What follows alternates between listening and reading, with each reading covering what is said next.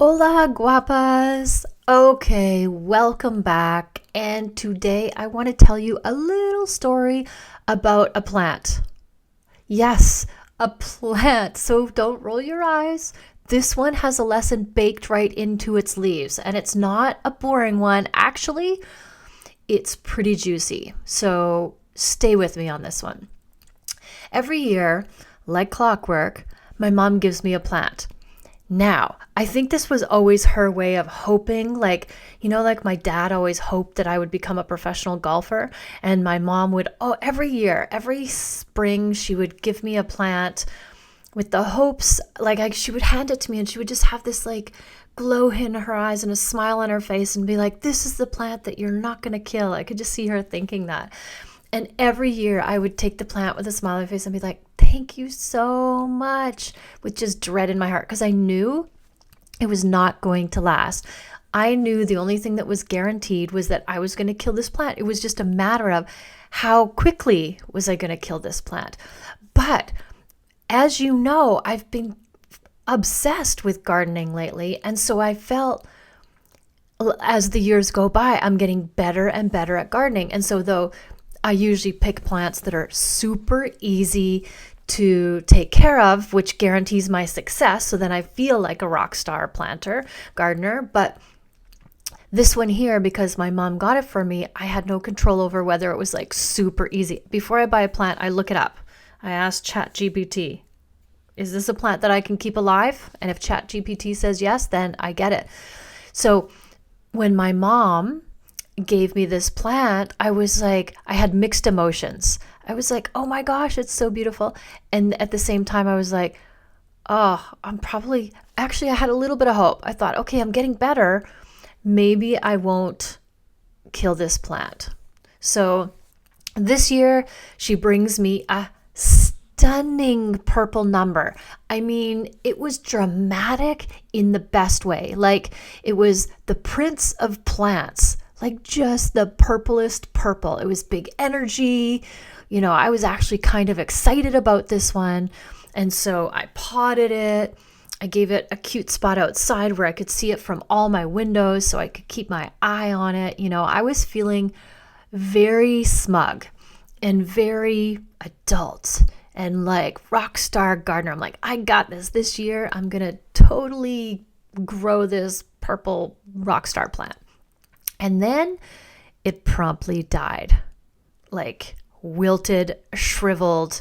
It did a death spiral right in front of my eyes. And I swear it gave me the side eye on the way out. Oh, within days, it went from garden center goddess to just wilted disappointment. It was horrible. And normally I would just toss it because I just don't have the patience. And it's just a reminder of how horrible of a gardener I am. But this time I didn't. I would normally be like, okay, you're out of here. I don't have time for this. You're making me look bad. And not everything's meant to survive in this house, especially if it's green and it depends on me. So it's just a no. And so it's really I wasn't losing because I usually expect to kill the plants. But this time I paused. There was something about it that caught my attention. Or maybe I have just changed. I don't know, but something made me pause. Maybe it was guilt. Maybe it was curiosity. And maybe I just didn't want to, admit to my mom that I'd murdered another one of her gifts. Usually I hope that she forgets that she'd given it to me and doesn't ask where it is or look for it. But whatever it was, this time I leaned in. And guess what? When I got closer, I noticed something. There were still some green parts, a little spark of life, left in the middle of the brown, goopy mess. It wasn't completely dead. It was just almost dead. And yes, that's the quote from The Princess Bride, "You're welcome," which is a great movie, by the way. And wow, this really gave me hope. So I grab my clippers because I do own them. I now have gardening tools, and I actually I'm going to get a little basket for my gardening tools. Like, I'm all in. I'm committed to this. Just look, if you come to my house, you'll see this woman is obsessed with plants. So I got out my little clippers and I started just because this is a small little delicate plant, and I just tenderly started clipping away the brown crispy bits. Dead leaves, just pull it out. A little crispy bit over here gone. Shriveled stems, bye-bye. Random spider web, not on my watch. And a little bit of this one here has hope, I'll leave it. This one here, no, this one is toast. It's got to go. And I really took my time with it, because normally I would just be like, this is a hot mess and it's embarrassing. It's just a reminder of my failure. I got to get rid of this as fast as possible, humanly possible. And once I started to clear away, the sad, crunchy bits, and gave it a little bit of love, it started to grow back. I kid you not. Just a few days later, I saw these tiny little green buds pushing their way up, and a few more of those beautiful little purple flowers just poking their head out, going like, hey girl, thanks for noticing. We're just taking a little nap, but we're back. And it caught my attention. I did a double take. Like I said, I like to put my flowers where I can see them from, my kitchen, anywhere, because they just make me happy. And instead of it being a reminder of my failure, I was like, wow, I did a double take. I'm like, that is filling up with purple flowers again. So as I'm standing there marveling at this little comeback story, it hit me. This is midlife. Seriously. Midlife is just like this, the purple plant. It starts to look a little bit, crispy or game over, a little bit faded, a little what even is this anymore? Why do I even bother? I start, to question everything. I'm sure we do. As a midlife woman, we all start to question everything. Is this all there is? Do I even like this job anymore? Why does my knee make that sound now? Where did my waist go? Why do I have 3 chins? Just all of these things. But underneath all of that, there's still something alive, something waiting, something worth pruning for, the little spark of something just waiting to ignite. Here's the thing. Most of us don't slow down long enough to even take a close look at that. We just kind of see the dead parts and think, that's it. It's game over. There is no help for this girl. We label it, too tired. It's too late, too old, too far gone. But what if it's not? What if it's not? What if we just need to clear away the junk? What if there's still something magical growing underneath the mess, deep down inside? If we look really, really hard, we can see the potential of what's still there. Midlife is time to get curious, poke around in the metaphorical garden of our lives and say, hey, what's still alive in here? What's going on? What's been ignored but still breathing? What needs some sunshine, water, and maybe less judgment? What's the potential here? What could this be? What's really going on? Let's be real. There's some emotional spring cleaning to do when you do this. 100%. We've got old dreams stuffed in the back of the closet with our skinny jeans and vision boards from 2019. Just what the heck? We've got passions that got buried under kids' carpools, and that one season where you survived on, coffee and cheese sticks. But guess what? If you're breathing, it's not too late. If there's even a flicker of curiosity, then there's something to grow.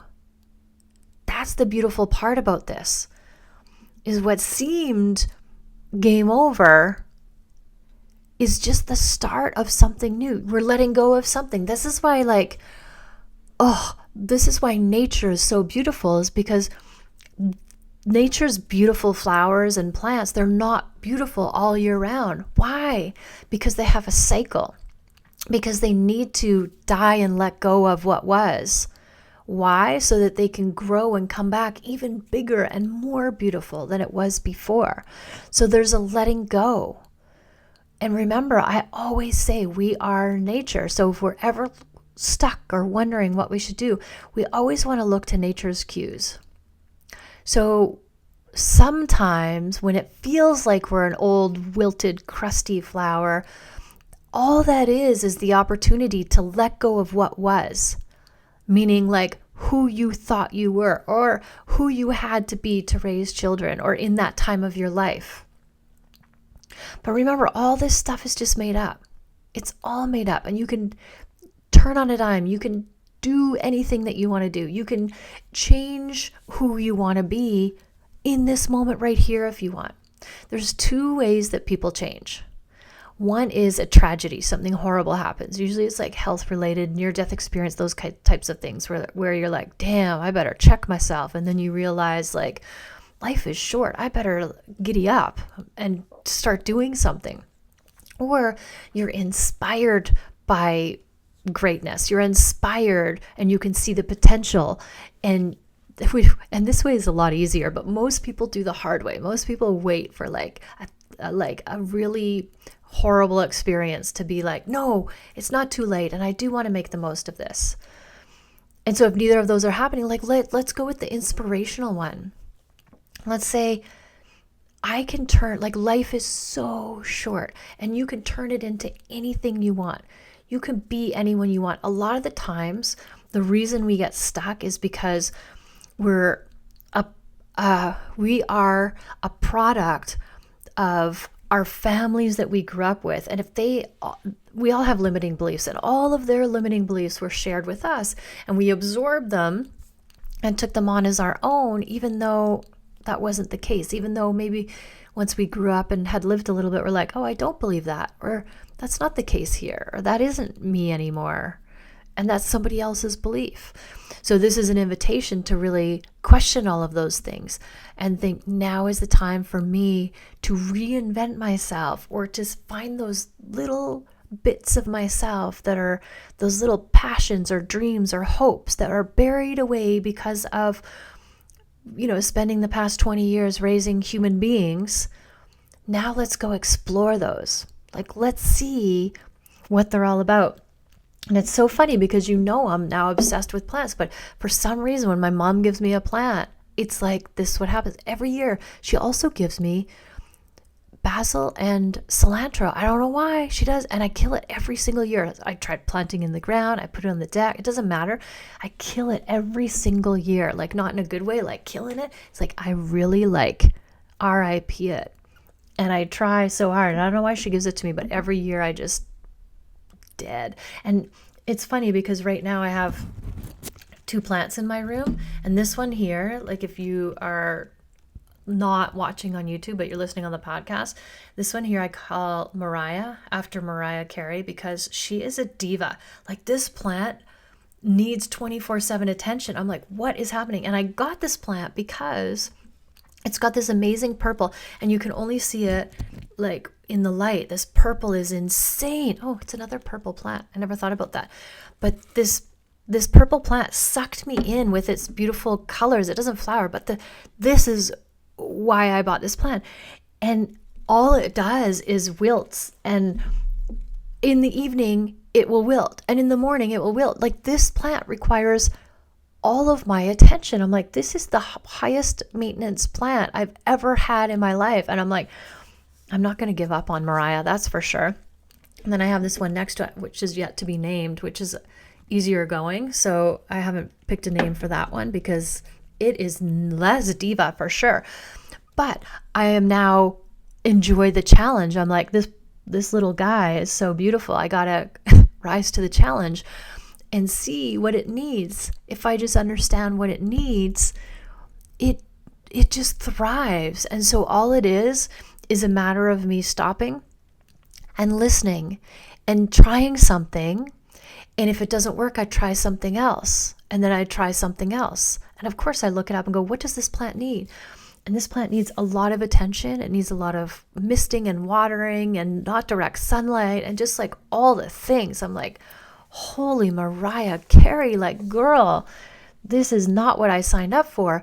But I know I can keep this plant alive because it will tell me what it needs. And it's the same for that inner desire and burning. You just have to listen, be curious. What does it need? And if you're not sure, it's okay. Just start trying things out.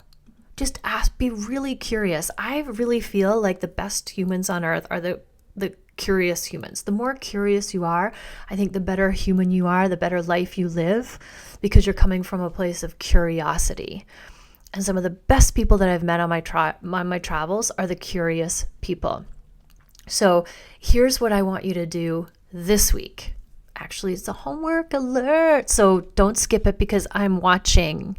I see you. I want you to find one thing in your life that you've written off as dead, or one thing you've shoved aside where you're like, this is not going to happen for me, or I can't do that, or like giving up on a dream, one of those things. So it could be a dream that you had. It could be a project that you've always wanted to do. It could be a part of yourself that you haven't visited in years. And I want you to look at again. Like, take that thing and look at it again. But really look at it this time. Like, really, really look at it. Not with judgment, but just sheer curiosity. Just be curious about it. And that's it. Ask yourself, like, is there something here worth saving? Could I prune away all the dead stuff and let something new grow? What would this need to nurture and to blossom into something so amazing? Because midlife isn't a funeral. It's a freaking renaissance. Like, this is the biggest party and biggest celebration. This is the best time of our lives. I swear it is. And I want everybody to feel this way and to have this experience. We're not here to wilt. We're here to like blossom, to rebloom, to flourish. And maybe, just maybe, that tired old plant or passion or purpose or part of you isn't dying. Maybe it's just waiting for you to notice. Maybe it just needs a little bit of sunshine, a little bit of love, just a breath of fresh air, a little whisper of hope, a little glimmer of what's possible. Maybe it's just taking a little rest before its next big bloom. Just like nature. This is how it's intended. So now we're coming into a new season of blossoming and amazingness. So this is my challenge for you. Pick a part of yourself that you feel maybe has been put out to pasture, and be curious if there's something still there. Or a big dream that you had. Maybe it wasn't a past, it's just something you've always wanted to do, but it's always been in the back. What could it be? Just be curious and just watch the magic unfold. So thank you for listening. If this hits you in the feels or the funny bone, take a screenshot and share it with your fellow midlife warrior sisters who could use a little reminder that you're not alone and you're not done yet. You're just getting started. So keep pruning, keep growing. And remember, crispy leaves don't mean that the plant is dead. They just mean it's time for a glow up. So thank you for listening. Always, always, always love yourself first and have an amazing day.